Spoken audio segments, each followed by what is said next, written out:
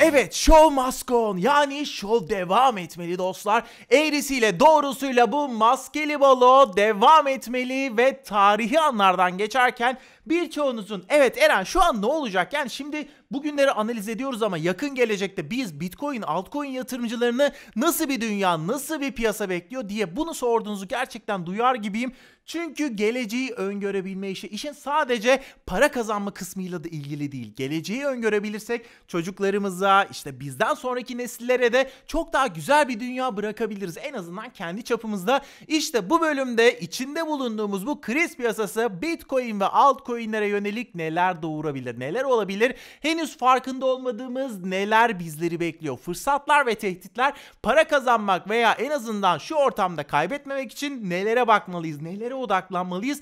Bitcoin ve tüm altcoin'lerde piyasada neler olabilir? İşte bunları en güncel haliyle masaya yatıracağız ve evet birkaç gündür teknik analiz de yapmıyorduk çünkü ortalık gerçekten böyle bir toz dumandı. Ben o toz dumanın biraz da olsa bir dağılması için bugünleri bekledim ve bugün de Bitcoin ve özellikle de elinizde büyük, küçük hiç fark etmez tüm altcoin'leri bizzat etkileyecek. Bakın bizzat etkileyecek. Market cap analizinde yaparak yükselir mi düşer mi? Kritik seviyeler nereler ve Bitcoin'de ve altcoin'lerde hangi hareket gelirse peşinden de bingo, başka hangi hareketi beklemeliyiz ki zaten ona göre de pozisyon alalım erkenden. Bunları yatırım tavsiyesi vermeden ortaya çıkarmaya çalışacağız ve Bitcoin'de yine bir iyi bir de kötü haberim var dostlar size ki kötü haber bölümünü özellikle ben izlemenizi rica ediyorum. Çünkü Bitcoin'de tam teknik olarak tabii ki teknik söylüyor. Ben onun yalancısıyım. $850 bölgesini konuşacağız. Evet, Bitcoin diyorum, $850 diyorum. O yüzden çok dikkat. Hepsi bu videoda.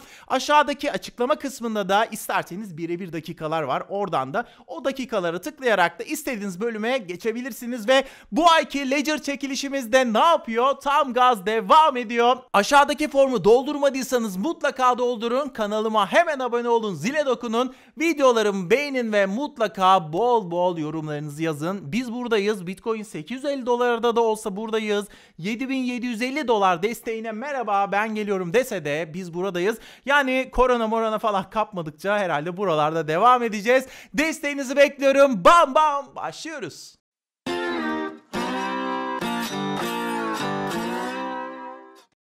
Dostlar şu an savaş var. Eski ile yeni arasında bir savaş var. Mevcut para sistemini tam 200 senedir elinde tutup asla bırakmak istemeyenlerle, bunlarla özgür ruhlu, yetenekli, böyle startup kafasındaki insanlarla bunların arasında bir savaş var. Bu parayı, gücü, özgürlüğü elinde tutabilme savaşı ve bu bölümde az önce söylediğim Bitcoin ve tüm altcoin'lere yol gösterici olabilen, bize adeta böyle ışık tutabilen altcoin market cap analizine geçmeden önce ben elimden geldiğince, dilim döndüğünce bugünlere ve yakın geleceğe ışık tutmak istiyorum. Ama isterseniz de bu videonun açıklama kısmındaki saniyeleri tıklayarak istediğiniz coin'in teknik analizine de geçebilirsiniz. Ama bence izlemeye devam edin. Çünkü bu bölümde Bitcoin'e neden kuvvetli şekilde inandığımı farklı bir bakış açısıyla da sizlere anlatmak istiyorum. Şimdi olaya böyle bam bam girelim. Birkaç gündür koronavirüsünün özellikle tüm dünyada kripto paralardan finansal işte piyasaya, borsalara olan yıkıcı etkisini konuşuyoruz ya ve Bitcoin maksimalisti Charlie Schreem'in de tam olarak dediği gibi dünya kökünden kapandı. Gerçekten dünya şalterleri indirmiş durumda. Peki okey böyle bir durum var. Şunu hiç düşündünüz mü? Herkese soruyorum. Yorumlarınızı mutlaka aşağı çat diye tam olarak bu videonun şu noktayı izlediğiniz anında bekliyorum. Şu an dostlar hırsızın hiç mi kabahati yok? Yani hırsızın hiç mi kabahati yok? Öyle değil mi abi? Yani koronavirüsü tamam piyasaları dağıttı okey. Yani bu cepte. Bunu kabul ediyoruz ama hani kaderimiz bu deyip yani böyle tüm paramızın kaybolmasını mı izleyelim yani o zaman? Yani bunu mu öneriyoruz? Yani bu insanlık, bu piyasa, büyük yatırımcılar bu salgın olaylarını daha önceden yaşamadılar mı? Ya da duymadılar mı abi? Basit bir Google aramasıyla bile ulaşabileceğimiz İsmail Ogrebit sadece 18 ay içerisinde tüm dünyada 50 ile 100 milyon arası bir insanın ölümüne sebep olmuş. 1918'den 2020'ye kadar SARS dedi, kuş gribi, domuz gribi falan bunlar bizim yaşadıklarımız yani. Bu diğerlerini saymıyorum bile. Aradan geçmiş tam 102 sene dostlar. Yine sağlam bir salgınla karşı karşıya tüm dünya ama şunu lütfen unutmayın dostlar. Şunu aklınıza yazın.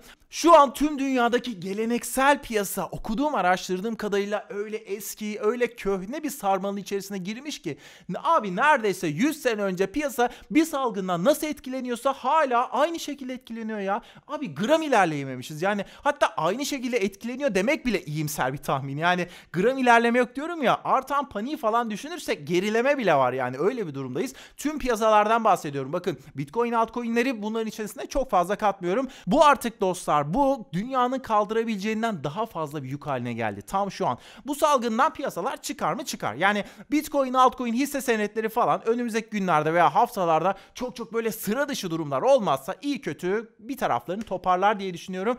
Bitcoin'de akabinde işte halving'tir bunların etkisiyle muhtemelen tabii ki halving sonrası yükselişine devam edebilir ama teknik analiz tarafında izleyin. Bu benim derdim şu an bu değil dostlar. Benim derdim bu değil. Yani Bitcoin, altcoin bir şekilde hayatına devam eder diye düşünüyorum ama abi şunu soruyorum, ben tüm insanlık için söylüyorum. Yani yetmedi mi ya? Ya yetmedi mi abi? Yediğimiz tokatlar, tüm dünyanın yediği tokatlar yetmedi mi? 2008'deki mortgage seviyesindeki endişe, korku seviyesine biz bütün dünya olarak tam üzerinden 12 sene geçmesine rağmen hala sadece bir hafta içerisinde geri hop diye dönebiliyorsak o zaman mevcut finansal sistemde hiçbir şey ilerlemiyor. Her şey kurulmuş köhne sistem içerisinde böyle bir takır takır kendisini tekrar ede devam ediyor abi. Yani böyle bir durum. Bakın geçenlerde okuduğum bir şeyi ben söylemek istiyorum. Türev piyasası dediğimiz hani şu fason piyasalar var ya, oralardaki borç kağıtlarının toplamı ne kadar biliyor musunuz? Ne kadarmış? Yani tam 2,8 katrilyon dolar. Ya olmayan parayla borç üretilmiş. Olay bu abi. Olmayan para. Ben hep şunu söylüyorum dostlar. Dünyanın üretebildiği katma değer var. Atıyorum şurada örnek veriyorum. Mesela 80 milyar dolar. Tamam, bunun çok üstünde ama 80 milyar dolar bizim tüm dünya olarak üretebildiğimiz katma değer. Siz türev piyasalarla fason şekilde Fed'in de işte dolar basmasıyla pat bunu sen 3x kat 5x kat yapıyorsan böyle bir durumda koronavirüstür bilmem nedir, senin etkilenmen de aynı şekilde 3x kat 5x kat oluyor. Yani evrende bir denge var abi. Böyle bir çizgisini düşünün, tamam mı? Böyle bir denge gidiyor. Sen o dengeden ne kadar şaşarsan bir şekilde o çizgi seni kendisine tekrar yaklaştırıyor dostlar. Ya ben böyle düşünüyorum ve dünyanın daha ne kadar kriz görmesi lazım abi. Bir şeyleri bizim insanlık olarak değiştirmemiz için belki de işte tam bu noktada Bitcoin, blockchain ve belki de önemli altcoin'ler sahneye çıkacak belki de, ama bizim artık bu kazıkları ne kadar yememiz gerekiyor.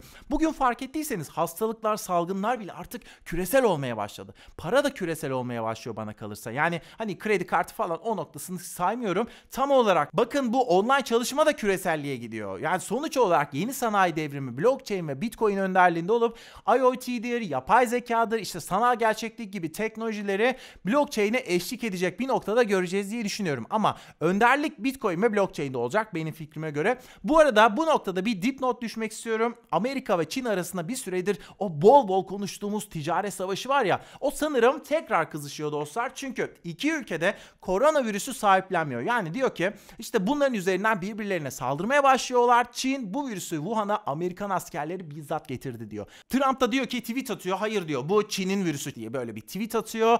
Ve sonuç olarak Amerika ile Çin arası yine çatır geriliyor. Ve tüm dünyada bu yükü taşıyamıyor. Artık taşıyamıyor dostlar. Ve aynen dediğim noktaya geliyoruz. Tüm dünyanın ürettiği değerden çok daha fazlasını fason şekilde üretip türev piyasalarla falan piyasaya basarsak abi işte şişer patlar. Neyse, durum aynen bu dostlar. Bu balon bir yerlerde muhtemelen patlıyor ve patlayacak ve işte o an umarım biz sağlam yerlerde oluruz. Şimdi isterseniz dostlar Bitcoin'in teknik analizine de odaklanıp bundan sonra ne olabilir onu da şöyle net şekilde görmeye çalışalım, ama yatırım tavsiyesi değil dostlar. Ve başta dediğim gibi Bitcoin'deki iyi ve kötü haberleri de vereceğim size ve Bitcoin'deki kritik seviyeleri de konuşup hangi hareket gelirse peşinden başka hangi hareket beklemeliyiz, ne olabilir, bunları altını çizerek söylüyorum, yatırım tavsiyesi vermeden anlatacağım. Ama öncelikle ben şunu söylemek istiyorum. Bitcoin'de tamam şu an sert bir düşüş yaşadık ama karalar bağlamaya da oturup buna da gerek yok. Niye diyorum biliyor musunuz? Tamam,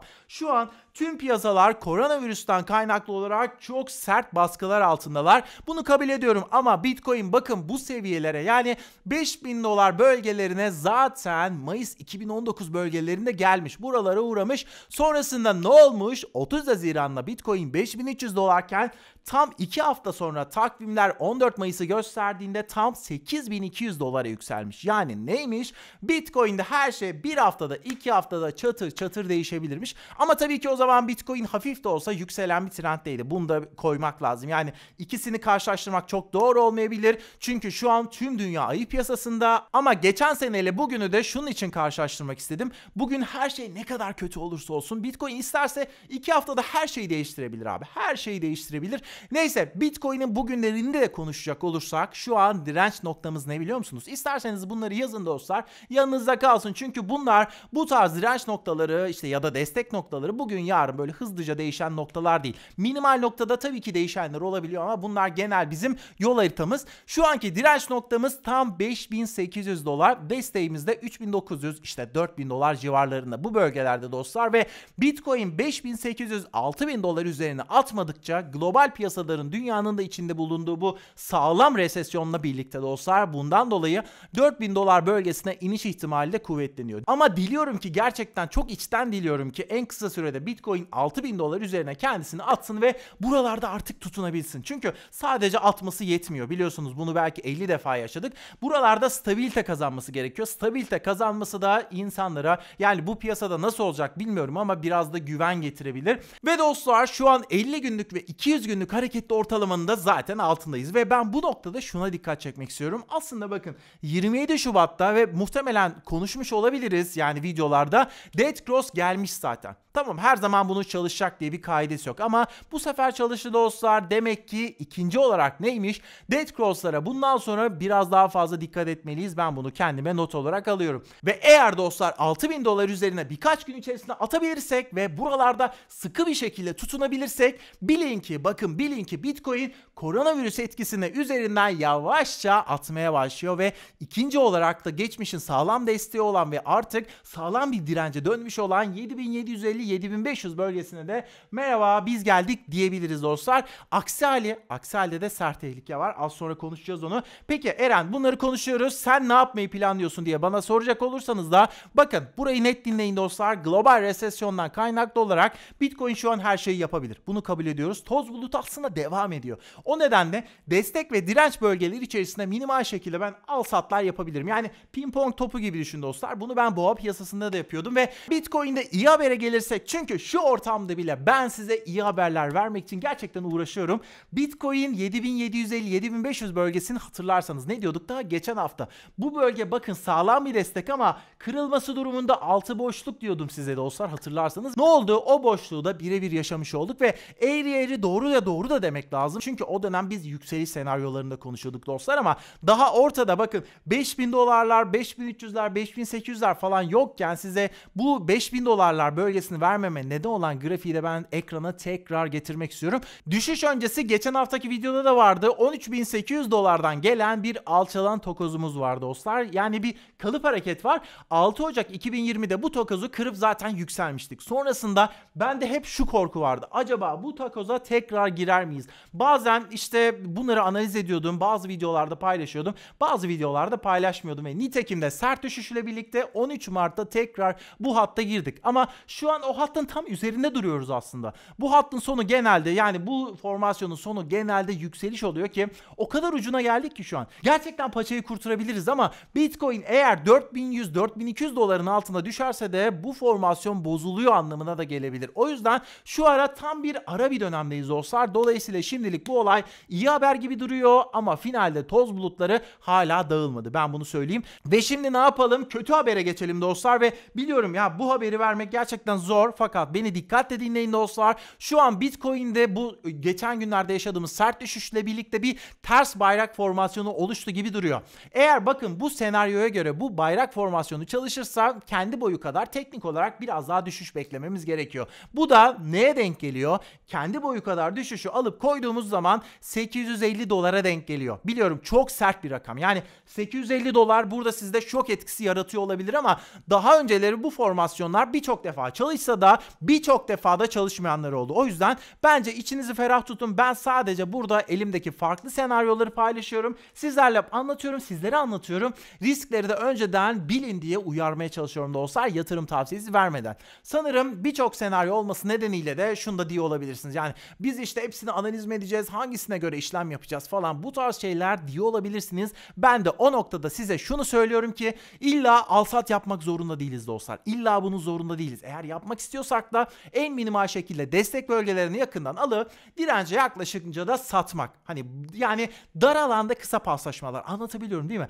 Ya şu toz bulutunun bir geçmesi lazım, bir dağılması lazım. Bu gerçekten en mantıklısı olabilir ve Bitcoin analiziyle ilgili tüm söylediklerimi şöyle bir toparlamak da gerekirse, çünkü biraz dağılabiliyoruz. 6000 dolar üzerine çıkalım. Ben şu an bunu istiyorum ve bu ters bayrak formasyonunu kıralım abi. Önceden oldu çünkü. Önceden her formasyon illa çalışacak diye bir şey yok. Gönül istiyor. Şu an çok net şekilde istiyorum ki bu formasyon çalışmasın. Fakat dostlar bakın, bu senaryo çalışsa bile bu Bitcoin öldü, bitti, bu anlama gelmiyor dostlar. Bu anlama kesinlikle bence gelmiyor. Benim fikrim. Çünkü tarihi hatırlayın, geçmişi hatırlayın. 1200 dolar civarlarından tam 12 kat değer kaybeden ve 100 dolar civarlarında düşüp oralarda düşe kalka takıla tam 19.800 dolara yükselen bir Bitcoin'den bahsediyoruz. Sıradan bir şeyden bahsetmiyoruz. Ve başta dediğim gibi bu bir savaşsa Bitcoin bu savaşta kolayca pes etmez, etmedi, etmiyor ve etmez dostlar. Bu benim fikrim ama yine de tedbirli olmamız lazım. Şunu söylemiyorum ama gidin satın, her şeyi satın, ne var ne yok satın gibi bir şey söylemiyorum. Ama aklınızda bu senaryolar teker teker olsun. Şimdi de isterseniz jet hızıyla Ripple'dan XRP'den Ethereum'a, Link'ten Cardano'ya veya Holochain'in Holo Token'ından Bitcoin Cash'e kadar elinizde tuttuğunuz her altcoin'i etkileyebilen altcoin market cap analizinde şöyle yatırım tavsiyesi olmadan analiz edelim. Bu analizleri şöyle düşünebilirsiniz. Elinizde hangi altcoin tutuyorsanız onun için sanki onu analiz ediyormuşuz gibi düşünebilirsiniz. Çünkü ne de olsa her altcoin 3 aşağı 5 yukarı birlikte hareket ediyor. Hatta altcoin'leri boş verin abi. Bütün dünya, yani Microsoft'un hissesi, Apple'ın hissesi, hepsi zaten şu an birlikte hareket ediyor. Öyle işte sıra dışı zamanlardan geçiyoruz. Ve dostlar şimdi altcoin market cap'in de grafikleri Bitcoin'le aynı. Yani 3 aşağı 5 yukarı aynı. Bitcoin'de söylediğim şeyler XRP, Ethereum dahil tüm altcoin'ler için de şu an geçerli gibi duruyor. Burada da tabii hafif de bozuk olsa bir ters bayrak var. Şu an tüm altcoin'lerin piyasa değeri 48 milyar dolar civarında ve boşlukta aslında şu an sallanıyoruz, biliyor musunuz? Boşlukta sallanıyoruz. Yani bu ne demek Eren derseniz de ne desteğe tam olarak yakınız ne de dirence merhaba biz geldik diyebiliyoruz dostlar. Tam ortalarda bir yerlerde geziyoruz ve elbette hani küçük destekler, küçük dirençler vardır ama onların etkisi küçük olabilir diye ben çok böyle minimal şekilde takılmıyorum. Daha böyle piyasayı etkileyebilecek, bize pozisyon açma veya kapatma fırsatı verebilecek destek ve dirençlerden bahsediyorum dostlar ve 48 milyar dolardayız ya, 59 milyar dolarda bir direnç var. Destek de aslında daha aşağıda 36 milyar dolarda. Ters bayrağı konuşacak olursak da işte dostlar bunu alıp aynı şekilde Bitcoin'de yaptığımız gibi alıp bu bayrağı aşağı indirdiğimiz zaman tam 12 milyar dolara kadar bir erime olabilir. Bu ters bayraklar zaten dediğim gibi umarım hiç gerçekleşmez. Umarım tamamen çöp olurlar, giderler. Ama tabii olsa da biz bittik, öldük anlamına da gelmiyor. Bence gelmiyor. Hani ne olursa gerçekleşebilir, onu da konuşalım. Yani ne olursa Eren, Bitcoin'de ters bayrak dedin, 850 dolar dedin, altcoin'lerde erime dedin. Böyle bir, ya ben size 3-4 tane senaryo sunuyorum ya. Bu da önemli bir senaryo. Bu senaryo ne olursa gerçekleşebilir diyorsanız da genel piyasadan, global resesyondan kripto paralar güç alırsa, yani daha doğrusu etkilenirse işte o zaman daha da ibre aşağı dönebilir. Ya biliyorsunuz koronavirüsten kaynaklı olarak bir 14 günlük bir kritik süreç oluyor. Daha henüz ortaya çıkmayan vakalar olabilir tüm dünyada. Dolayısıyla önümüzdeki 14-15 günde vaka sayıları globalde Bitcoin, altcoin dahil, dolar, euro dahil, hisse senetleri dahil tüm piyasadaki yönün belirleyicisi olabilir dostlar.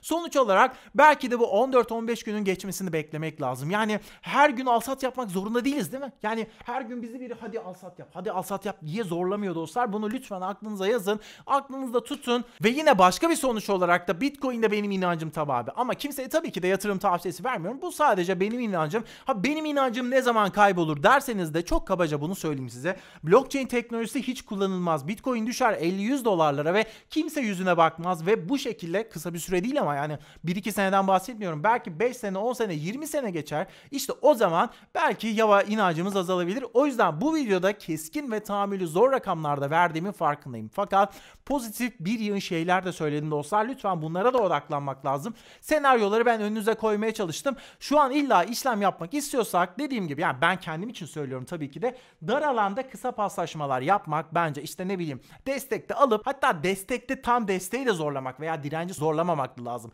Desteğe yakın bölgelerden alıp dirence yakın bölgelerden belki satmak daha mantıklı olabilir dostlar benim düşünceme göre. Şimdi isterseniz ne yapalım? Bugünün bonus bilgisine geçelim çok hızlıca. Şimdi bonus bilgi olarak biliyorsunuz her videoda yapmaya çalışıyorum ama son videoda yapmadım mesela. Bazen çok dikkatli izleyiciler hemen yorum yazıyorlar bonus bilgi yok diye. Gerçekten takdir ediyorum. Çok teşekkür ederim. Şimdi bonus bilgide çok kısaca işte GPS'lerden bahsetmek istiyorum dostlar size. GPS'leri biliyorsunuz yani lokasyon belirlemek için telefonlarda kullanılıyor. Otomatik olarak içerisinde geliyor.